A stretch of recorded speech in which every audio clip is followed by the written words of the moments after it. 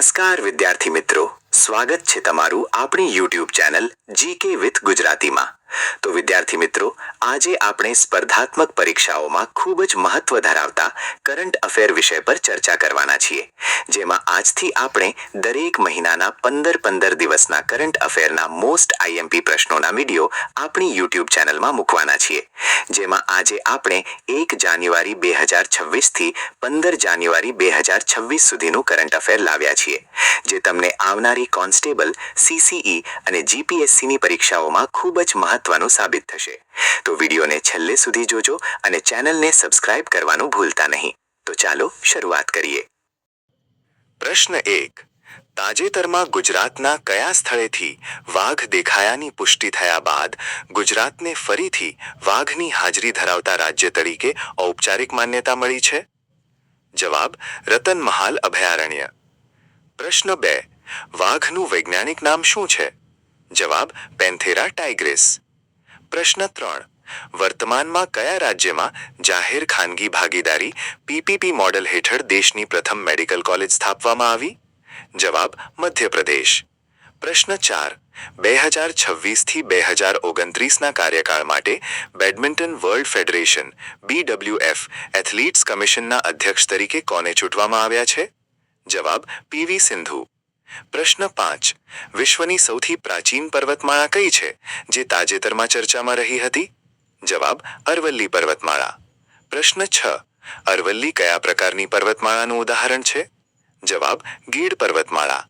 પ્રશ્ન 7, તાજેતરમાં બિહારમાં IIT પટના ખાતે કયા સુપર કમ્પ્યુટરનું લોન્ચિંગ કરવામાં આવ્યું હતું? જવાબ: પરમરુદ્ર। પ્રશ્ન 8, પ્રધાનમંત્રી રાષ્ટ્રીય બાળ પુરસ્કાર કઈ વય જૂથના બાળકોને આપવામાં આવે છે? જવાબ: 5 થી 18 વર્ષ।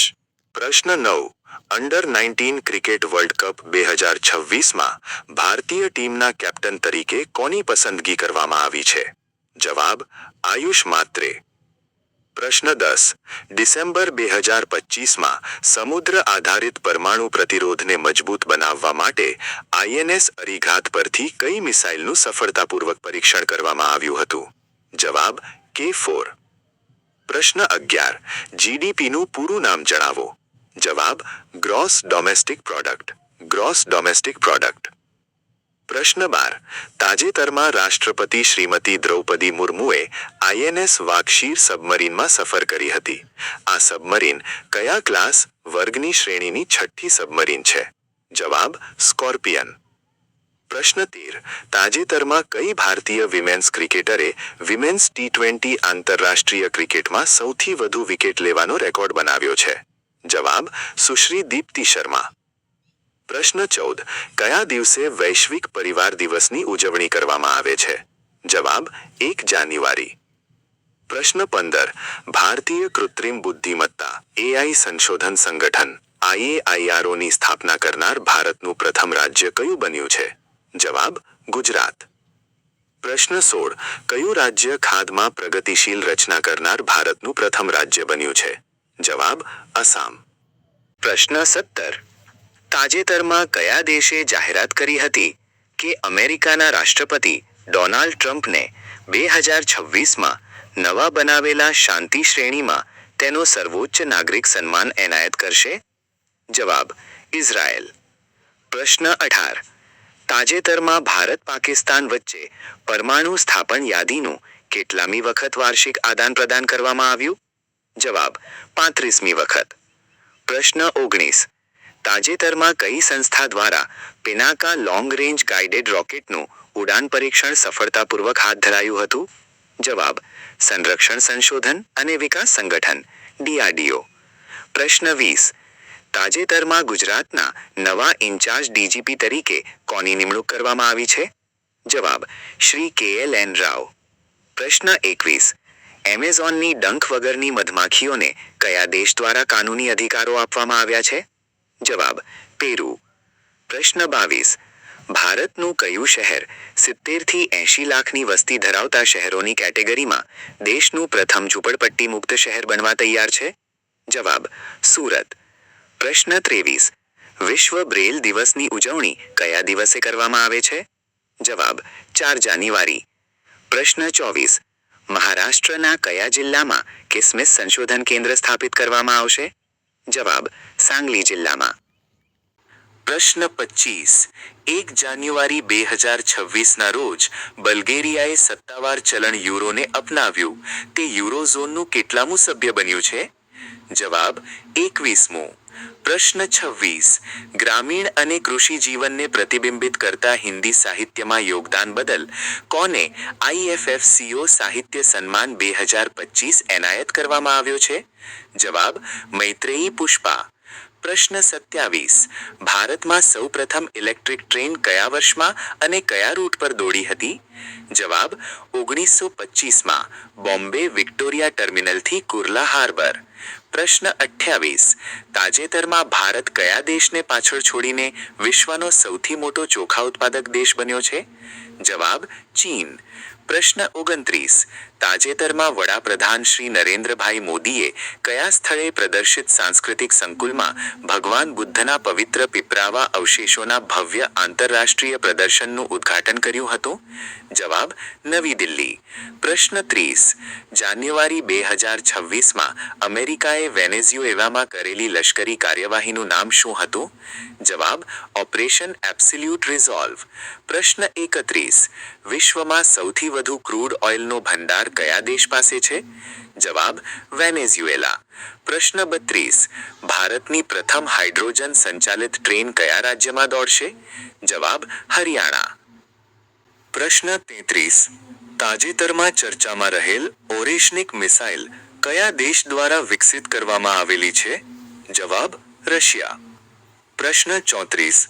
તાજેતરમાં ચર્ચામાં રહેલ વાંગછુ હાઇડ્રો ઇલેક્ટ્રિક પ્રોજેક્ટ કયા દેશમાં સ્થિત છે? જવાબ: ભૂતાન. પ્રશ્ન 35. વિશ્વમાં વૈશ્વિક ટાઈપિંગ દિવસ કયા દિવસે ઉજવવામાં આવે છે? જવાબ: 8 જાન્યુઆરી. પ્રશ્ન 36.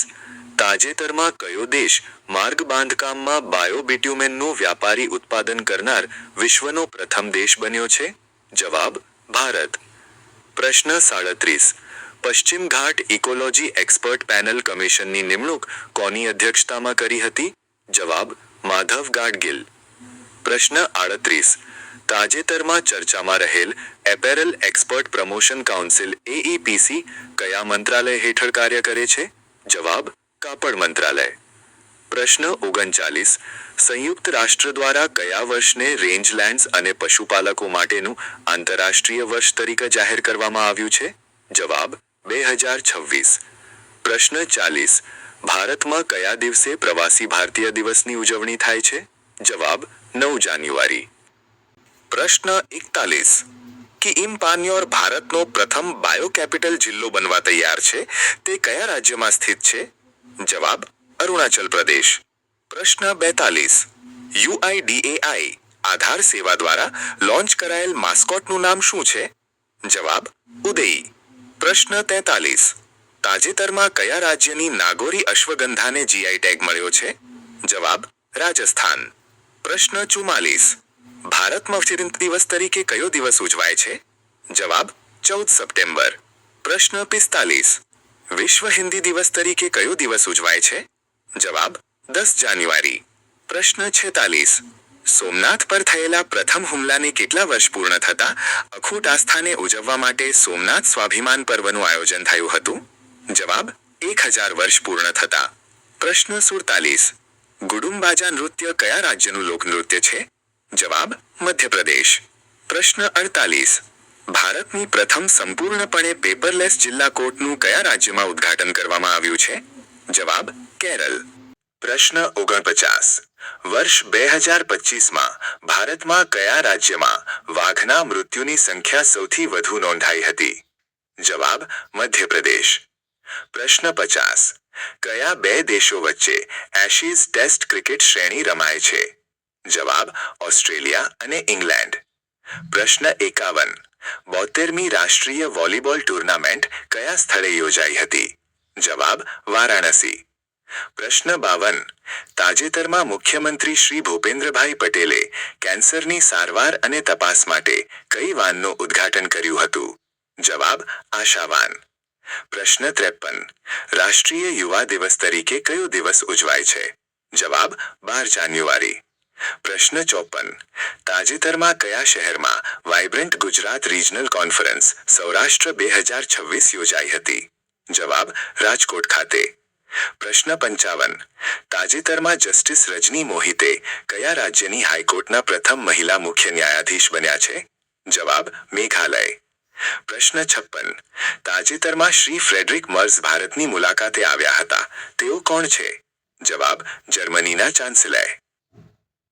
પ્રશ્ન 57.